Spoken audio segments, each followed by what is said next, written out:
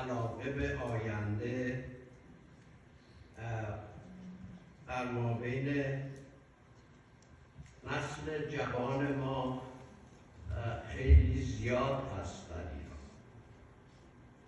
و یک ناامیدی شدید در اجتماع ما وجود داره که متاسفانه ما بین معماران جوان ما هم خیلی زیاد هستیم. من چون با دانشگاه‌های مختلف ایران سر و کار دارم و دانشجوهای انواع دانشگاه‌ها از سیستان و بلوچستان گرفته تا کردستان، از دانشگاه شریف تا دانشگاه‌های دیگه، من با دانشجوهاشون